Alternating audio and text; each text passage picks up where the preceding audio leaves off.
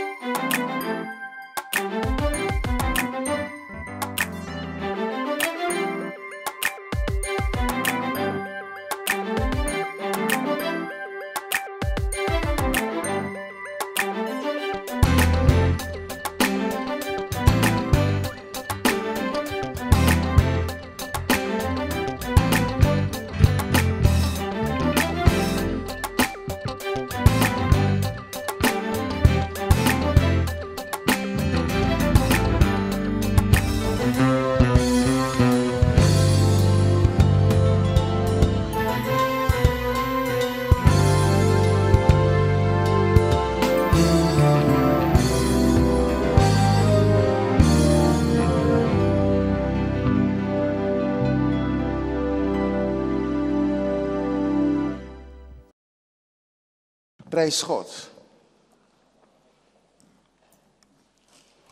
Het dienen van de Heer is afhankelijk van ons geloof in God. Ik weet toen ik een dag na mijn aankomst in Paramaribo moest spreken op een conferentie 's avonds. Het was een leidersconferentie, maar iedereen was welkom. En ik ging naar voren om te prediken. En op het moment dat ik mijn mond opende om de tekst en het woord te brengen, kwam er een wolkbreuk. Zware regen viel naar beneden. Wat een kabaal, wat een kabaal. Was zo'n dak als het daar was. Ongelooflijk lawaai. Maar ik dacht, ik moest prediken. En de voorganger deed geen aanstalten om de dienst af te lassen. Ik keek hem aan, maar hij keek me niet aan. Hij dacht, je bent toch hier, je gaat prediken. Dus ik gilde. En ik kan soms gillen. En mijn gegil is alleen wanneer ik niet goed hoor. Maar door het lawaai dat van de hemel kwam. We noemen dat in Suriname een SB. Sibibusi. En het bleef maar regenen. En een paar keer heb ik mijn toespraak even onderbroken, want ik wilde stoppen. Ik denk, de mensen horen me toch niet, dat lawaai. Maar ze hoorden me, en dat wist ik niet. Omdat ik de regen overstemde. En ik ben doorgegaan. Toen het einde van mijn preek naderde, de hele preek doorgeregend, hard geregend, niet gewoon, hard geregend, de hele preek door. Toen het einde kwam, toen zei ik deze woorden in geloof. Ik ben zo meteen klaar met mijn preek, dan gaat de regen stoppen. Heb ik in geloof gezegd. En waarom? De mensen moesten naar huis gaan. Toen zei ik dat. En prompt toen ik amen gezegd had, stopte de regen. Ik heb in geloof, heb ik die woorden uitgesproken. Dom van mij dat ik geloof niet heb gebruikt terwijl het regende. Ik vertrouwde meer op die voorganger, dat hij me zou stoppen. Je begrijpt, je bent gekomen met Paramaribo, een lange vlucht, en dan moet je de volgende dag meteen prediken. Dus je denkt, als je eerder kan stoppen, is dat mooi. Maar nee, dat was niet mooi. De Heer heeft mij gezegend om het woord te brengen. Het was heel bemoedigend om de conferentie te openen daarmee. Maar toen ik zei, aan het eind heb ik mijn geloof. Ik zeg, ik heb geloof, Heer. Ik heb geloof. Ik zei, als ik klaar ben met preken, dan stopt de regen meteen. En prompt de regen stopte. En je ziet dan dat bij alles van het geloofsleven, het christelijk leven, geloof een belangrijke plaats inneemt. Ook als wij ons geloof vestigen en ons verlanglijstje hebben bij het vieren van het avondmaal. Want praktisch iedereen die bij het avondmaal gaat, heeft zo'n lijstje klaar liggen. Wat hij van de Heer verwacht, als wij deel zullen hebben aan zijn heilige maaltijd. Maar je kan alleen maar bereiken als er geloof is. En het geloof bij het avondmaal loopt door het bloed van Jezus. Want het bloed neemt een centrale plaats in. Het bloed van Jezus, niet gewoon bloed. Het bloed van Christus neemt een centrale plaats in bij het heilig avondmaal. En dat bloed zie je niet. Maar je trekt het naar je toe. Door geloof. En dan zie je de krachtige werking van het bloed van Jezus. Dus het avondmaal spreekt over het bloed van Jezus. En als over het bloed van de Heer gepraat wordt, dan bedoelt hij het lijden en sterven van de heiland. Want zijn bloed heeft gevloeid om ons dichter tot God te brengen. De avondmaalviering is een uitstekende plaats, ruimte, gelegenheid om dichter bij de Heer te komen. Ja? Laat het bloed van Christus toe in je leven. Ik lees uit Hebreeën 9, vers 12. Om het te verduidelijken. En dat niet met het bloed van bokken en kalveren, maar met zijn eigen bloed. Eens voor altijd binnengegaan in het heiligdom, waardoor wij een eeuwige verlossing verwierven. Een eeuwige verlossing spreekt over een volledige verlossing, een volledige bevrijding door het bloed van Christus. Hij verwierf dat, maar dat deed hij voor ons. Hij hoefde voor zichzelf niet te sterven, want hij was zonder zonde. Maar hij stierf om voor ons de weg tot God te openen. Om een verzoening teweeg te brengen met God. Want wij hadden ruzie met God. Ieder mens had ruzie met God. Vanwege de zonde. Vanwege de zondeval. Vanwege de zonden die wij bedreven hebben. Had ieder mens ruzie met God. Maar Christus heeft zijn bloed gegeven om ons A, terug te brengen tot God. B, ons te verzoenen met God. C, om ons bevrijding te brengen. D, om ons nieuw leven te geven. D, na D volgt E. En E, om ons overwinnend leven te geven. Dat is belangrijk, kinderen Gods. Om dit te ontvangen. Dat je gaat beseffen hoe belangrijk het is. Dank u, Jezus. En dan zegt u, maar waarom worden sommige kinderen Gods nog aangevallen? Terwijl de Heer ons volledige verlossing heeft gebracht. Hij heeft ons verlost, staat in Kolossenzen 1. Uit de macht van de duisternis. En ons overgebracht, overgeheveld. Verhuisd. Naar het koninkrijk van Gods liefde. Naar het koninkrijk van God. Maar er staat, hij heeft ons verlost. Dat staat in Kolossenzen. En wat ik u wil meegeven, is dat de brieven van apostel Paulus zijn geschreven, bijna allemaal. Ja, van apostel Paulus wel, ja. Allemaal. Want we twijfelen of Hebreeën van hem is niet zeker. Maar al die andere brieven zijn geschreven voor de gemeente. Voor ons. Voor de kinderen Gods zoals we hier zijn.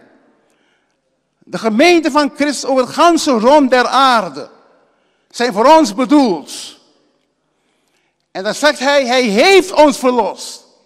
Uit de macht van de duisternis. Er staat niet, wij zullen verlost worden. Maar kinderen Gods, ontvang het. U bent verlost. Even vertellen. 1, 2, 3, 4, 5, 6, 7, 8, 9. 29 kinderen Gods hebben amen gezegd. Hij heeft ons verlost. Uit de macht van de duisternis. Wij zijn verlost.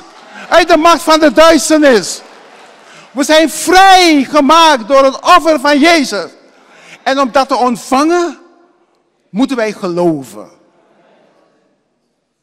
Als je niet gelooft, ga je het niet ontvangen. Als je eerst wil voelen, ga je het niet ontvangen. Want geloof is geen gevoel. En gevoel is geen geloof. Er zijn heel veel predikers die de mensen aanhalen. Hoe noem je dat woord? Ik kan niet een beschaafd woord vinden. Opjutten om hun ziel, hun gevoel te bereiken. De gevoelspredikers. Maar de Heer praat, ook al voel je niet. Je hebt geloof. Je bent verlost. Je hoeft niet een ding in je buik voelen lopen. Oké? Of je voelt dat iemand je hoofd schudt op en neer. Nee. Je hebt geloof. Dat je verlost bent. Uit de macht van de duisternis. Dank u, Heiland. Toen ik dit overdacht, dacht ik, het komt mij voor, alsof er heel veel kinderen Gods uit de gemeente van Christus worden aangevallen door boze geesten. En het moeilijk hebben. En natuurlijk zijn er een aantal mensen bij die boze geest maken. Ze hebben niks, maar ze maken het. Ze zien een muis rondrennen en zeggen, ja, het is een boze geest.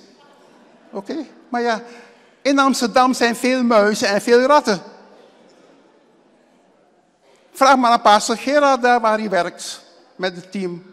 Zien ze regelmatig ratten, soms grote jongens, daar vooraan lopen. Niet in ons gebouw, ja, maar daar vooraan lopen. Wees niet bang om bij Maranatha te komen, want binnen zijn geen ratten. Binnen zijn mensen. Maar dan zie je. Oké. Dan zie je, het geloof is zo belangrijk. Dat je accepteert het bloed van Jezus. Om ons een eeuwige verlossing te brengen. Dat wil zeggen een totale bevrijding te brengen. Wij moeten accepteren. En nu mijn vraag.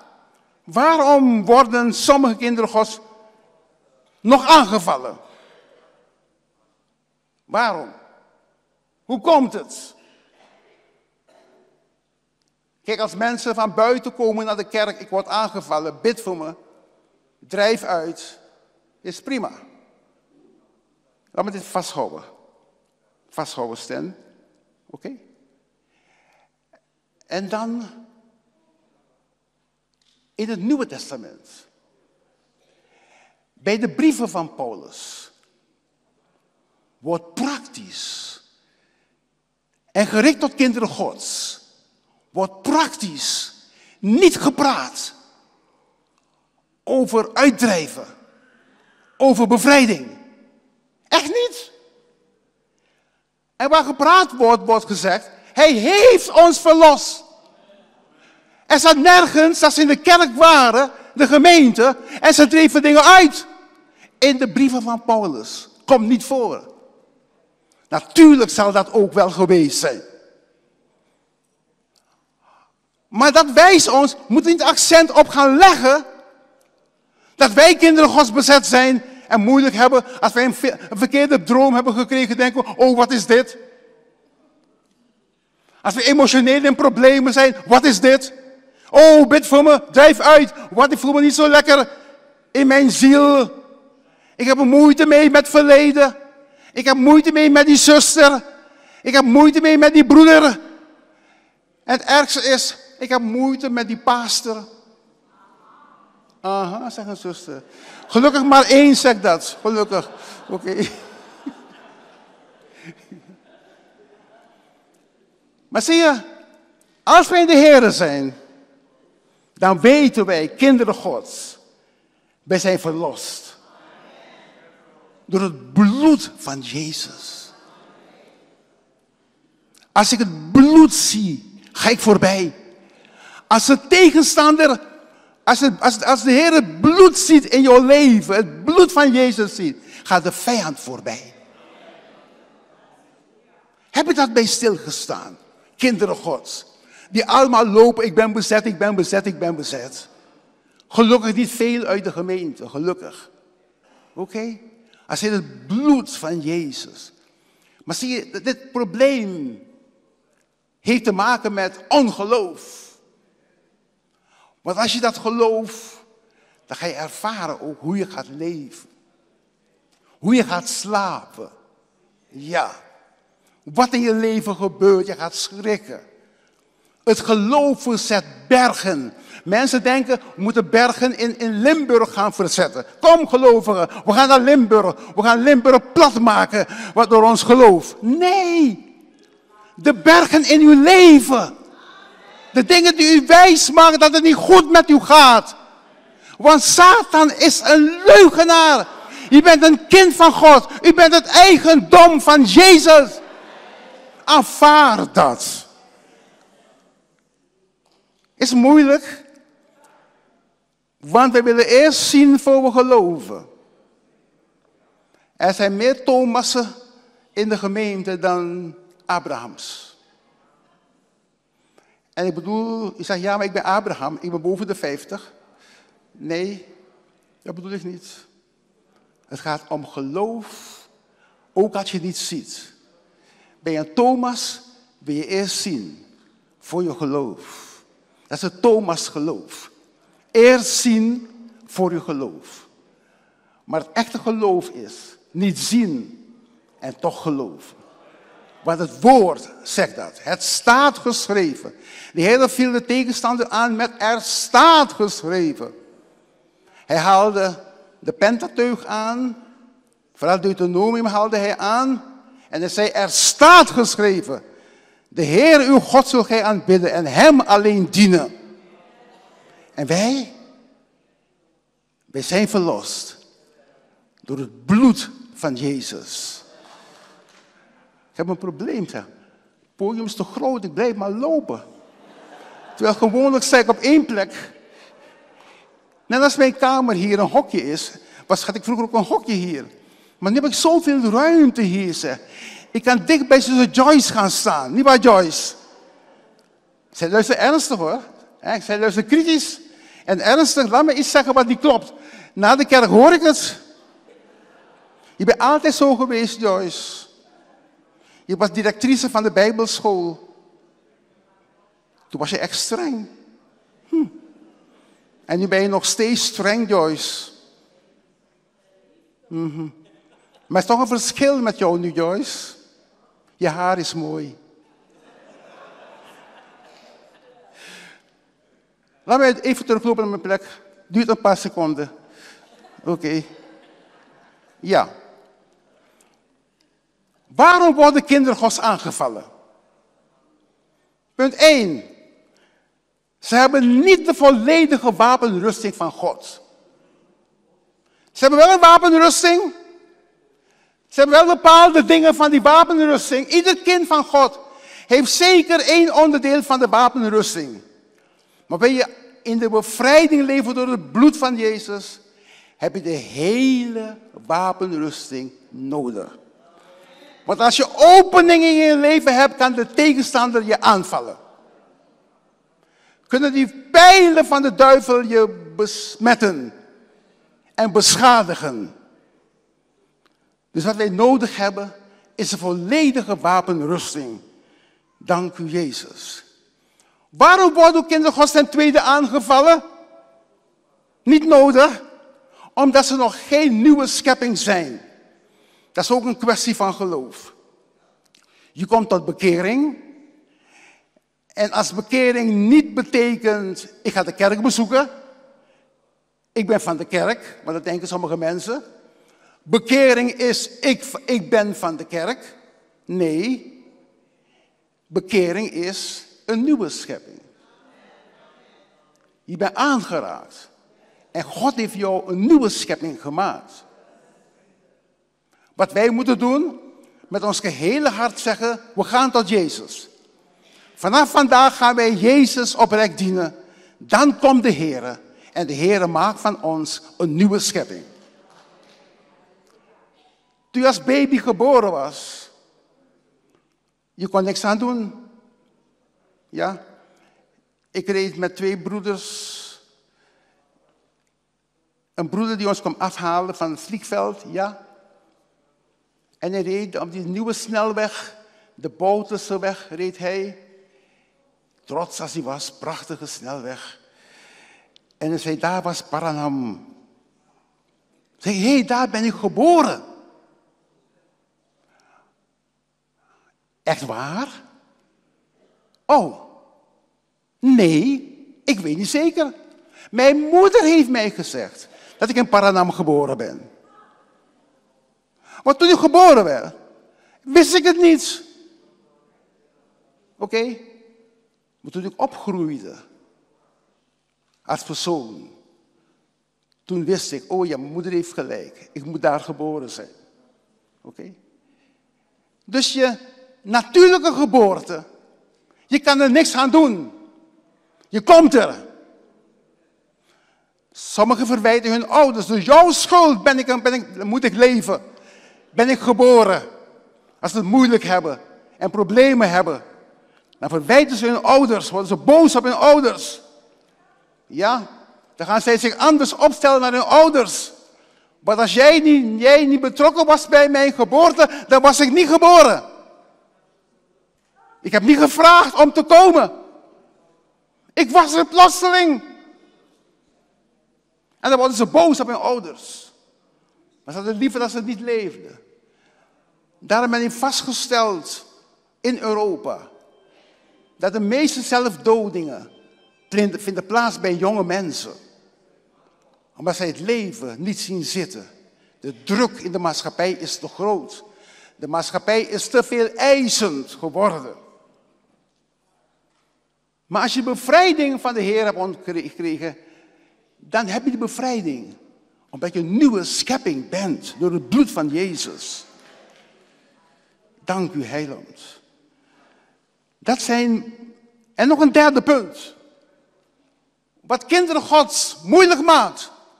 En dat ze denken dat zij worden aangevallen door boze machten. Is angst. Ze hebben heel veel verhalen gehoord. Ik weet in mijn jongelingsjaren, als we samen bij elkaar zaten, er was nog geen televisie. Of was een televisie die meer niet werkte dan werkte. Oké, dus je keek niet. Dan zat je s'avonds, soms deed je mensen erger je niet. Soms dam. Ik heb nooit schaken gedaan. Dat heeft mijn zoon overgenomen, schaken. Maar mensen erger niet, vond ik leuk, want ik won vaak, kon ik aan de mensen uitlachen. Was een toetssteen om je niet te ergeren, oké?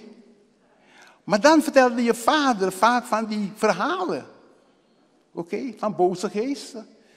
Die lopen langs bij het raam en die kijken naar binnen en zeggen bepaalde dingen. En noem maar op, heel wat van die angstverhalen. En soms van die AT's werden verteld. Wat is AT? Een story werden verteld. Waardoor angst kroop in je hart. Ik ben opgegroeid met angst. Ik was bang voor dingen met de dood te maken hebben. Ik ben op Mungo een paar jaren opgegroeid, naar de school geweest. Enzovoort, Mulo school geweest op Mungo. En ik moest soms naar Lijnweg gaan. Wonoregio.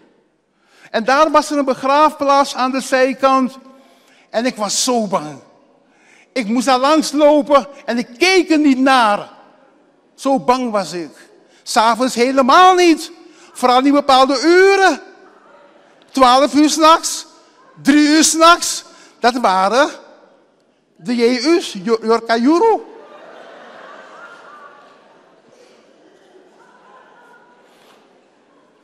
De boze geestenuren. Met die angst ben ik opgegroeid. Ja, nu is het anders geworden. Nu heb ik ontdekt dat ik niet meer bang ben voor deze dingen. Maar zij zijn bang van mij. Amen. Omdat ik bevrijd ben door het bloed van Jezus. Maar door de angst. Angst voor de boze. Angst is een van de dingen waardoor mensen in problemen komen.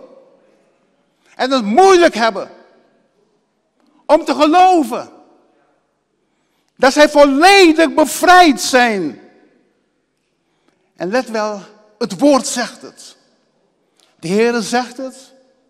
De praktijk bewijst het bij de oprechte gelovigen. De praktijk bewijst bij de oprechte gelovigen dat zij vrij kunnen leven, in blijdschap kunnen leven, met vrede kunnen leven, vol vertrouwen op de Heer kunnen leven, onder moeilijke omstandigheden zeggen, we zullen doorgaan en de Heer prijzen. Amen. Omdat wij verlost zijn door het bloed van Jezus. Een eeuwige verlossing. Een volledige verlossing. Een ware bevrijding is voor ons. Laten we die tekst nog een keer lezen. Niet door het bloed van bokken en kalveren. Was in het oude verbond. Het bloed van dieren. Die moesten geslacht worden. Om verzoening te brengen met God. Ja. Het bloed heeft altijd in het oude verbond en ook in het nieuwe verbond een belangrijke rol gespeeld. Oké? We zagen het bij Adam. Bij Abraham. Ja? Hebben we het gezien. En bij anderen hebben we ook kunnen zien het bloed van Jezus. Het bloed van dieren bracht verzoening. Ik heb vorige keer bij het avondmaal over het verzoendeksel gepraat. Ik heb besloten om voorlopig bij het avondmaal over zulke dingen te praten. Over het evangelie van Christus. Want het evangelie van Christus zonder bloed is een bloedloze evangelie en heeft geen enkele aanspraak op bevrijding en verzoening. Dan gaan mensen bij iedere oproep naar voren komen, ik moet vrij worden. Terwijl die bevrijding in uw handen is. Door het bloed van Jezus.